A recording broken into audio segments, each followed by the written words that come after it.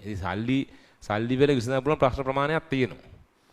ඒ ප්‍රශ්න ප්‍රමාණය එතනින් එහාට සල්ලි වලින් විසඳන්න බෑ. ඉතින් මට පෞද්ගලික මට තියෙන මුදල් වලින් විසඳන්න පුළුවන් ප්‍රශ්න ඔක්කොම මම විසඳගෙන තියෙනවා. ඒ තවදුරටත් මට සල්ලි වැදගත් නැහැ. ඉතින් එතනින් එහාට ප්‍රශ්න ටික හම්බෙන්නේ ඊට පස්සේ. අර hierarchy of needs කියලා එකක් තියෙනවා. මේක ලොකු කතාවක් කියන්න වෙනවා. මෙහෙම එකක් තියෙනවා.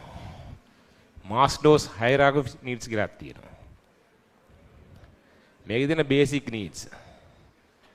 මේකේ තියෙන්නේ safety and security. මේකේ තියෙන love and belongingness. මේකේ තියෙන ego. නැත්නම් self esteem. මේකේ තියෙන self actualization. නිකමට කියන්නම් මේක basic needs කියන්නේ ආහාර ඇඳුම් හා නිවාසනේ. ඒ තමයි පළවෙනි අවශ්‍යතාවය. ආහාර ඇඳුම් හා නිවාස සම්පූර්ණ කරගන්න බැරි මිනිහෙකුට මේවා තේරෙන්නේ නැහැ. මං කියන ගොඩක් ඒවා තේරෙන්නේ නැත්තේ ඒකයි. ඔයාගේ අවශ්‍යතාවය තියෙන්නේ මෙතන නම් මං කියන කතාව තේරෙන්නේ නැහැ. මොකද ඔයාගේ ප්‍රශ්නේ මේක. නෙමෙයි ඇත්තට කියන්නේ මේ අපහාසයක් කරනව නෙවෙයි. ඔයාට ඕනේ ඔයා පොඩි කාලේ දැකපු කාට හරි වඩා සල්ලි හම්බ කරන්න. නැත්නම් ඔයාට පොඩි කාලේ වාර මොකක් හරි කෑමක් කන්න බැරුණා නම් ඔයාට ඒ කෑම කන්න ඕනේ. මටත් ඔහම ආව තිබ්බ ඒ කාලේ ඔය වයසේදී. එමෙව තිබ්බා. හරි. ඒ පොඩි කාලේ කවුරු හරි වාගේ නෑදෑයෙක් හරි ගෙවල් ළඟ එකෙක් හරි මොකක් හරිම වාට ගන්න බැරි විදිහේ සමහරට බයික් එකක් වෙන්න පුළුවන්, ෆෝන් එකක් වෙන්න පුළුවන්, මොකක් හරි ඉතින්. එහෙම දෙයක් තිබ්බම වාටත් ආසයි හැම එකක් ගන්න. හරිද? එහෙම හිතනවා. ඒ මෙතන ඉන්නේ බේසික් නීඩ්ස් වලට පොඩ්ඩක් එහා පැත්තට ගිහලා තියෙන ජීවත් වීමේ උමනාවල් තියෙන. එහෙම ඒකට මේ කියනවා තේරෙන්නේ නැහැ. එතකොට අර මිනිස්සු බඩගින්නට මිනි මරන්නේ ඒක නිසා. එහෙම බඩගින්න මිනි මරන්න පුළුවන්. දැන් ඔය ඕනතරම් අහුවෙන්නේ පහුගිය කාලේ ඔය ෆුඩ් සිටි වලින් එහෙම හොරගම් කරපු තාත්තලා එහෙම. ඒ හොරගම් කරලා දෙන පොඩි එකාගේ බේත් එක. පොඩි එකාගේ කිරිපිටි ටින් එක තමයි හොරගම් කරලා තියෙන්නේ. එහෙම සමහරවල් සුයිසයිඩ් කරගත්තා. පිහියෙන් අරගෙන මැරුණත් එක්ක. බඩු වගේක් හොරගම් කරගෙන යනවා පිටිපස්සෙන් එළවඩ යනවා මිනිස්සු ශ්‍රීවිල් කාරව අල්ල ගන්නකොට මේ මිනිහා පිහියෙන් ගිහලා මැරෙනවා.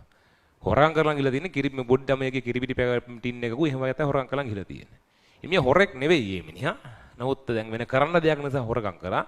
මොකද අනිත් ඒවා ටික ඔක්කොම අමතකයි තෙන්දී.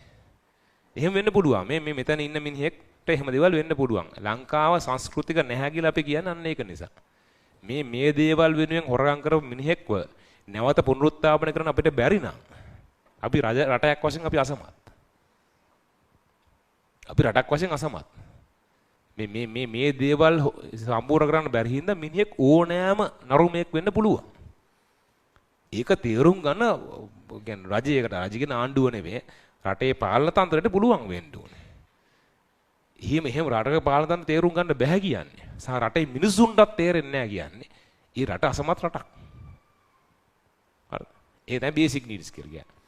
ඉතින් ඒ ටික සම්පූර්ණ වුණාට පස්සෙන සේෆ්ටි and security ආරක්ෂාව. දැන් කණ්ඩ නැති කාට ආරක්ෂාවේ ප්‍රශ්නයක් නැහැ නේ. ඔය හිඟන්න පාරේ බුදිය ගන්න ප්‍රශ්නයක් නැහැ. ආරක්ෂාව අදාළම නැහැ. ප්‍රශ්නේ කන්න එක. කණ්ඩ තිබ්බට පස්සේ ජීවත් වෙන තැනක් තිබ්බට පස්සේ දැන් ඕන වෙනවා සේෆ්ටි and security. දැන් ඉන්න තැනක් තියෙනවා. දැන් ගේට්ටුවක් දා ගන්න ඕනේ, ඉබ්බෙක් දා ගන්න ඕනේ, දොර ලොක් කර ගන්න ඕනේ. අන්න සේෆ්ටි and security කතාවට කියනවා. මේකේ වෙන ඒවත් තියෙනවා. ඔය ගෑනු ළමයි එහෙම කැම්පස් ගියාම මේ යාළු වෙන තමන්ගේ බැච් එකක එක්ක නෙවෙයි. උඩු බැච් එකක එක්ක. මොකද උඩු බැච් එකක කැම්පස් එකේ ඉඳලා දිනවා කාලයක් තමන් හොඳ බොඩි ගාඩ් කෙනෙක් හම්බ වෙනවා එතකොට. සේෆ්ටි and security තමයි ඒක. අර මනමේ කතාවේදී මනමේ කුමාරේ වැද්දට කඩුව දෙන්නේ ඒක තමයි. මනමේ කුමාරයා කොච්චර පොරක් වුණත් කැලේ ඇතුළේදී වැද්ද පොරක්. වැද්දට මුළු කැලේම සැලෙන්න. ඉතින් කැලේදී ආරක්ෂාව හම්බෙන්නේ වැද්දාගෙන් තමයි. ඒක තමයි යා ගන්න choice එක. ඒක තමයි මේ කතාවේ ඉන්ටර්ප්‍රිටේෂන් එක. ඒ කියන්නේ ගැහණුන් එහෙමයි කියලා නෙමෙයි කියන්නේ. කතාවේ කියන කතාව ඒකයි. හරි. ගැහණිය සොයන්නේ දේශපාලනික රකවරණයක්. දේශපාලනික කියලා කියන්නේ ඒක කතාවක්. පක්ෂ දේශපාලන නෙවෙයි කියන්නේ. සේෆ්ටි and සිකියුරිටි කියන්නේ ඒක. මෙතෙන්ට එන්නේ මේක සම්පූර්ණ කරගත්තේ උන් විතරයි. මේක සම්පූර්ණ නම් තමයි මෙතෙන්ට යන්නේ. එහෙම ආරක්ෂා සම්බන්ධ ප්‍රශ්නකුත් නැහැ. එසේ නම් මේ love and belongingness වලට ආදරය හොයාගෙන යනවා ඊට පස්සේ. සහ එක එක කැටගරි එකට belong වෙන්න try කරනවා. ඔර ඉස්කෝලේ යන ළමයි එහෙම කොල්ලෝ එහෙම උන්ට මේ ප්‍රශ්න නැහැනේ. උන්ට කන්න දෙනවනේ දෙන්නේ කොහෙන් හරි. හරිද? ආරක්ෂා ප්‍රශ්නකුත් නැහැනේ උන්ට. ඒතර ආරක්ෂා ප්‍රශ්න තියෙන ළමයි ඉන්නවා. ඉස්කෝලේ යන ඒ උන් මේවට යන්නේ නැහැ. එහෙම ප්‍රශ්න නැති උන් මොකද කරන්නේ? අර එහෙම එක එකත් එක යාළු වෙන්න try කරනවා. සාර එක එක කැටගරි වලට belong වෙන්න try කරනවා. කියන්නේ ඉස්කෝලේ ඉන්නවා නම් එන මේ ආකර්ෂණීය අයියා කෙනෙක් මේ ඉතින් හිතම ආවිත මේ හිතන්න ප්‍රිවෙට් කෙනෙක් හරි මොකෙක් හරි ඌ එන පොරක් ඉස්කෝලේ. එන පට්ට පොරක්. ඒතර ආ දකින්න ඌ කොහෙර සිගරට් එකක් බොනවා. ඔය අතර ඒ අයියා වගේ වෙන සිගරට් බොනවා. ඒ වගේ ගුම් පාට තමයි තියෙන්නේ. මේ කැටගරි එකට බිලොංග් වෙන්න try කරන්නේ. මේ જાති එකෙක් වෙන්න. එහෙම වෙනවා. ඉතින් මම කරාබු දානකොට ඔය ආයතන වල ඉන්න කොල්ල ඔක්කොම කරාබු දානවා. හරි. ඊට පස්සේ අර අතේ බෑන් දානකොට උන් ඔක්කොම බෑන් දානවා. එතකොට මේ ආයතනයේ ප්‍රධානිය මට බලින්න ඊට පස්සේ මොකද්ද ඔය කරන්නේ කියලා. හරි. ඒ කැටගරි එකට බිලොංග් වෙනවා තමයි try කරන්නේ. හරිද?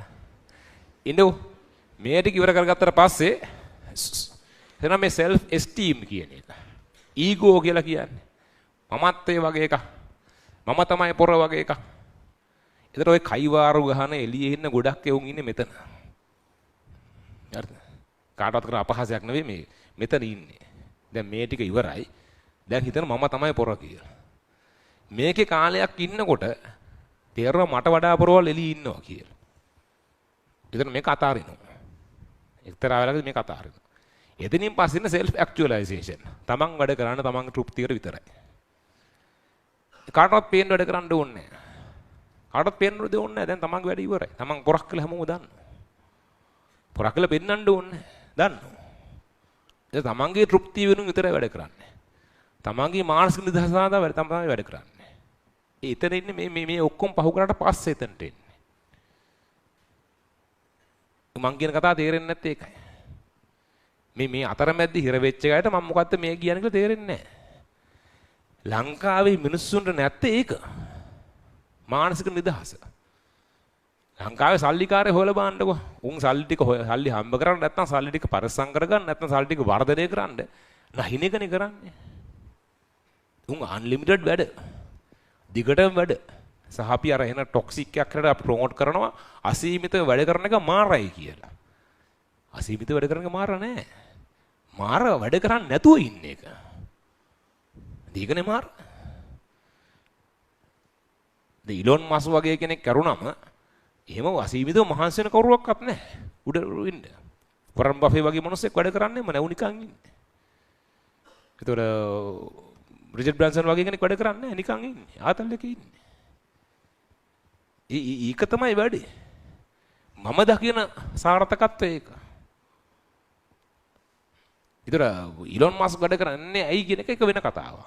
ඊලොන් මස්ක්ටත් එහෙම ලෝකයේ ලොකුම කෝටිපතියා වීම එකක නෙවෙයි ඉන්නේ. ඊලොන් මස්ක් ස්ටඩි කරොත් එහෙම ඒ ඉන්නේ හැම එක නෙවෙයි ඉන්නේ. මිනිහට වෙන ලයිෆ් චැලෙන්ජස් තියෙනවා.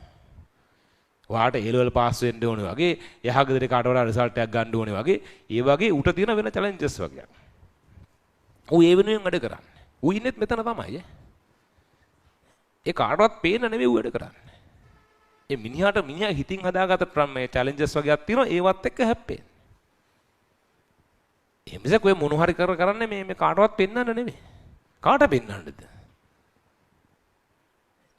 මේ මෙතන ඉන්නේ. එයා අසීමිතව වැඩ කරන්නේ අසීමිත වැඩ කිරීම තමයි එයාගේ මේ තෘප්තිය ගන්න පුළුවන් තැන.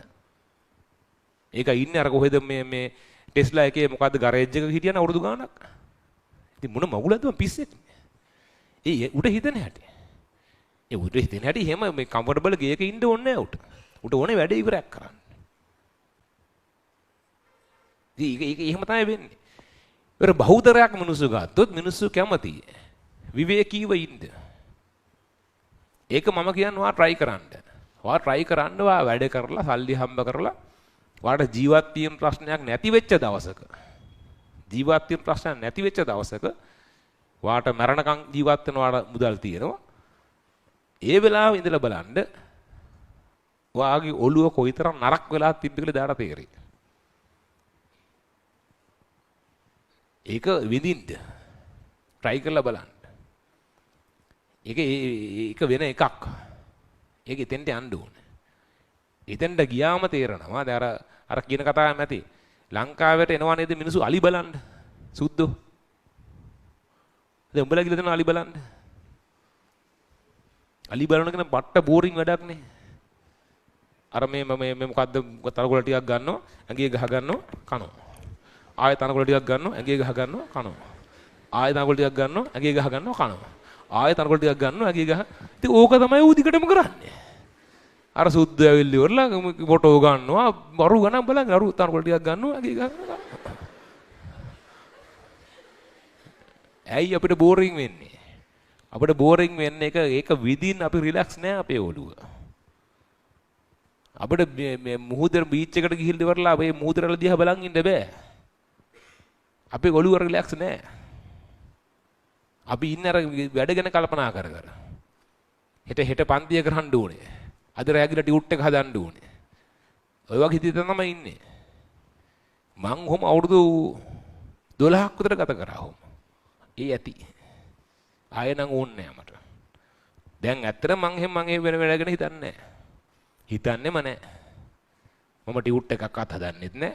එක පේපර් එකක් හදන්නෙත් නෑ. එක මාකින් එකක් හදන්නෙත් නෑ. කිසි දෙයක් කරන්නේ නෑ. මං එල උගන්නන එක විතරයි කරන්නේ. ෆාස්ට් ට්‍රැක් එකේ මම ඩිස්කෂන් වගේක් කරනවා. ඒකත් මේ ඊට කලින් මං මේ වාහන එනකම වගේ තමයි පේපර් එක බලා ගන්න. ඒ සියල්ලට මම වෙනුසු දාලා තියෙනවා. ඒගොල්ලෝ වැඩේ කරන් යනවා. ඒ ගන්න පඩි ගෙවනවා. ඒගොල්ලන්ට මේ වැඩේත් හොඳට කරනවා. මම මේ වැඩේ කරන්න ගියොත් මම නිකන් දිය වෙලා විනාශ වෙලා යනවා. මං ඒ මුකුත් කරන්නේ නැහැ. මේක තමයි ජීවත් වෙන විදිහ. කියලා මම දැන් කියනවා. හරිද? සමහරට මීට වඩා හොඳ එකක් මට ඉස්සරහට හම්බ වෙයි. එතකොට මං කියේ මේකත් නෙවෙයි ඒක තමයි විදිහ කියලා. දැන්ට මට හම්බෙච්ච හොඳම එක මේක.